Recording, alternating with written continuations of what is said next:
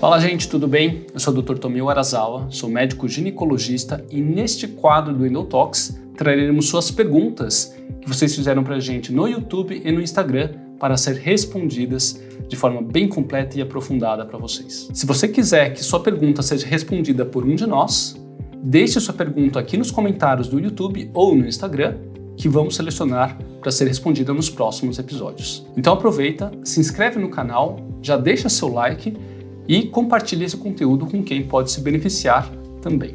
Primeira pergunta da Elange. O uso do anticoncepcional é uma das estratégias de tratamento, mas quais são as outras estratégias? Todos os médicos só sabem passar hormônios para bloquear ou cirurgia. Estou à procura de um que tenha outras estratégias.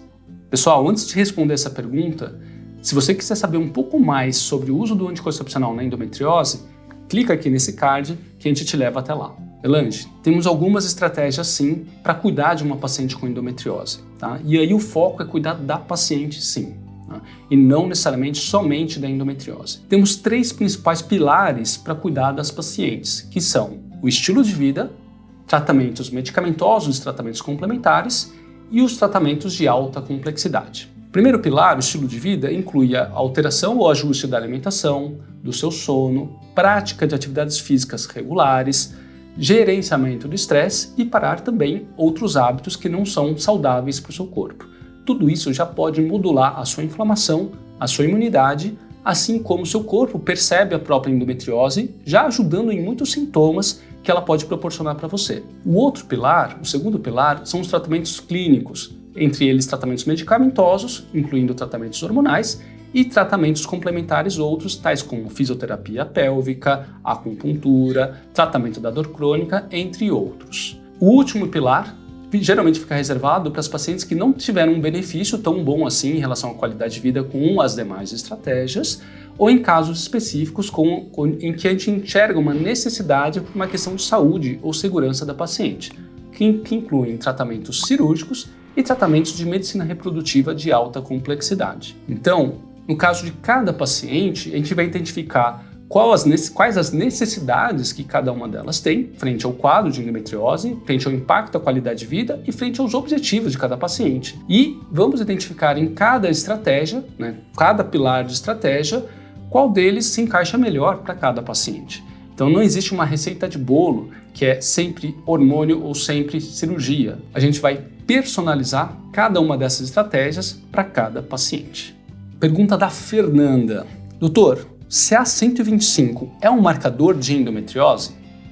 Vamos lá, pessoal. O que é o CA125? Quando você faz um exame como esse, provavelmente você vai ver lá no resultado do exame que ele é um marcador tumoral. Mas calma, evite procurar no Google o que é o CA125, porque isso geralmente assusta muito. O CA125 é um marcador de inflamação de algumas membranas do nosso corpo chamado de serosas e que é mais prevalente, e tem maior quantidade no abdômen, que é o que a gente chama de peritônio. A endometriose, por ser uma doença que compromete o peritônio, pode inflamar realmente essa região, podendo levar, mas não obrigatoriamente, ao aumento da dose desse marcador chamado CA125. Mas o CA125 não é um marcador tumoral específico, tá? E nem específico também da endometriose. Então, Fernanda, respondendo a sua pergunta, não, o CA125 não é um marcador específico da endometriose, visto que ele pode estar aumentado em muitas outras situações e mesmo quando ele está negativo, isso não exclui a possibilidade da paciente ter endometriose. Muitas pacientes têm endometriose com um CA125 normal e também o CA125 aumentado não garante que a paciente tenha exatamente a endometriose, porque a gente tem outros diagnósticos diferenciais também. Pergunta da Jaqueline. O que é menos pior, anticoncepcional ou Genogest? Bom, Jaqueline, pela sua pergunta eu estou entendendo que ambos, na sua perspectiva, são ruins. Mas isso depende, tá? Então não tem pior ou melhor, ou que é menos pior ou menos melhor, Ficou ruim isso daí.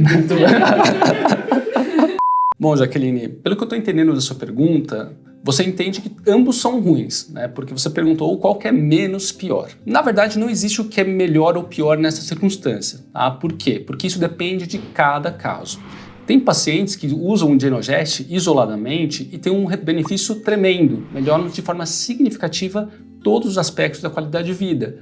e podem viver tranquilamente com uma boa qualidade de vida, mesmo usando esse hormônio por mais tempo. Acontece que algumas pacientes têm muitos efeitos colaterais, e esses efeitos colaterais, por vezes, são piores que os sintomas da própria endometriose. Isso não necessariamente acontece com alguns outros anticoncepcionais. Tem pacientes que se adaptam melhor a outros anticoncepcionais comparativamente ao Genogest. Então, respondendo a sua pergunta, não existe menos pior nesse caso, existe o que é mais adequado para cada caso de cada paciente e principalmente como o corpo de cada paciente responde ao Genogest especificamente ou a qualquer outro método hormonal como anticoncepcional.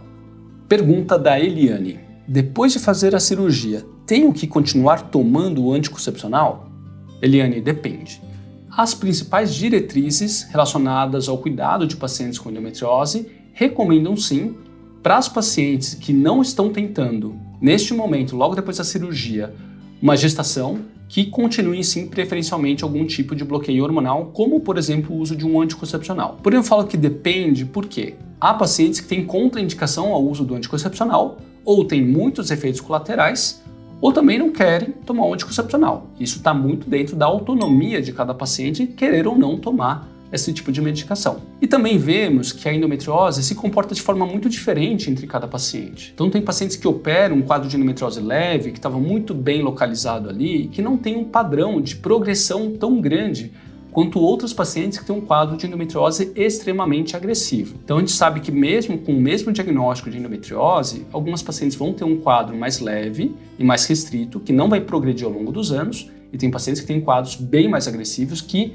mesmo às vezes com o anticoncepcional, pode progredir. Então, a gente acaba individualizando essa orientação conforme se a paciente está tentando ou não engravidar. Então, se ela vai querer engravidar logo depois, a gente não recomenda, e as próprias diretrizes atuais não recomendam o uso do anticoncepcional após a cirurgia. Depende se a paciente tem muita dor ou não. Se a paciente tiver muita dor, uma dor mais crônica, às vezes o uso do anticoncepcional pode colaborar a trazer um período pós-operatório, principalmente os primeiros meses, mais tranquilos, né, mediante o uso do anticoncepcional, visto que as oscilações hormonais também podem influenciar dor nesse período, e depende dos efeitos colaterais ou contraindicações que essas pacientes têm também. Tá? E aí eu deixo essa última observação, que a depender do quadro, se for um quadro muito avançado da doença, às vezes compensa sim o uso do anticoncepcional para minimizar a chance de uma recidiva da endometriose num curto espaço de tempo. Isso é uma coisa que você deve conversar com o seu médico ou médica cirurgiã depois da cirurgia, porque realmente a conduta é muito individualizada.